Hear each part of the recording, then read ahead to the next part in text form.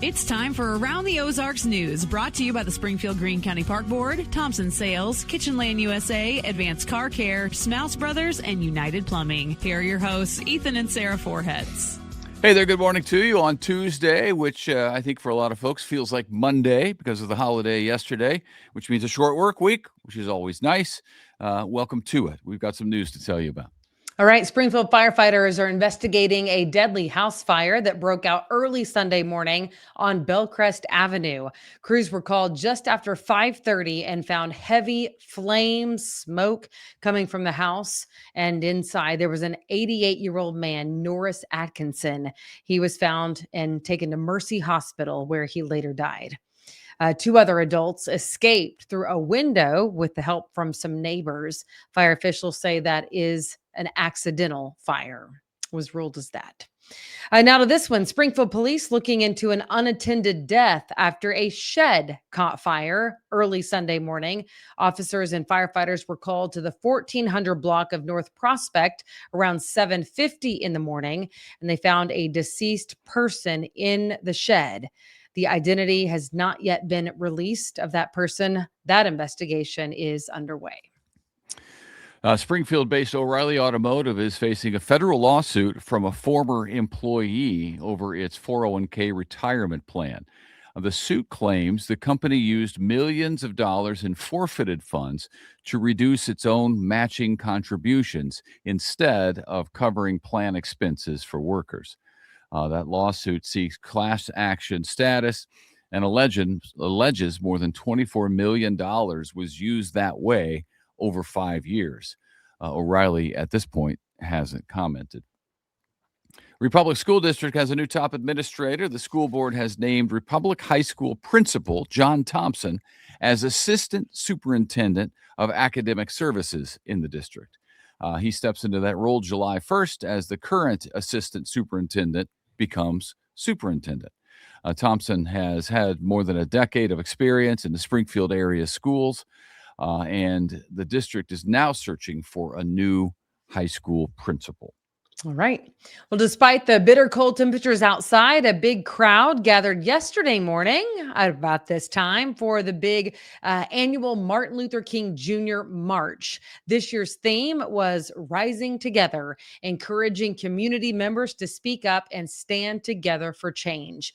Participants also donated winter gear for people who are experiencing homelessness right now. Organizers say that event continues to grow each year. It was cold yesterday, that's for sure. It's a lot of brave folks to get out there and do it on a day like that. But it's kind of the deal every year. It's the time of year, freezing outside. Although it had been nice and warm. Downtown Springfield restaurant has closed its doors. The Wheelhouse served its final meal Friday after less than a year on Jefferson Avenue. Owners say rising costs and financial pressures made it impossible for them to continue with that store. The restaurant first started as a food truck way back in 2012 and had become a local favorite over the years, but it wasn't enough to keep them open, which is sad. Hate it when the restaurants have to shut down. Yeah, I'm surprised that because of the following they had in the food truck, that it did not translate for them, But yeah, I guess if you are going to a food truck, you like going to food trucks. You know what I mean? They're different animals, and I think sometimes it translates because the food is the food, but there's something convenient about a food truck, or maybe the food truck is near a place where a lot of employees go. I don't know. It's when something moves, it's always tough for it to work, I think, because it's a new location. Right. All right. Dickerson Park Zoo is celebrating the birth of 5 maned wolf pups. All of them are males. The endangered species is part of the national breeding program, and zoo officials say the births are a big win for conservation. The 3 of the pups can already be seen with their parents in the South America exhibit there at the zoo that is open daily from 9 to 4 during the winter months. All right. Well, that's nice. That is kind of fun. And then there's this college basketball news in our neck of the woods. The Arkansas Razorbacks dropped 3 spots to number 18 in the latest AP Top 25 poll. The Hogs coming off a win against South Carolina, also a loss to Virginia. They will host Vanderbilt and LSU this week. Meanwhile, not too far from here, up in St. Louis University has cracked the top 25 for the first time in 4 years, coming in at number 24 on that list. It's always Lost to Georgia. You said Virginia. Oh, did I? Mm-hmm. They're spelled similarly. Yeah, That's funny. Georgia. Not at all, actually. But it's nice to see there's no University of Missouri in the top 25. They're not having a great year, but it's good to see St. Louis University, where Charlie Spoonhour, a lot of the old timers will remember Charlie Spoonhour. He was a coach, obviously, at SMSU, Missouri State, and then moved up to St. Louis University, and then went out to UNLV, where I went to school and was a coach out there as well. And the students would say spoon. Yeah, that's right. I thought they were booing him. I kept saying, why would I know that? Was that during my time?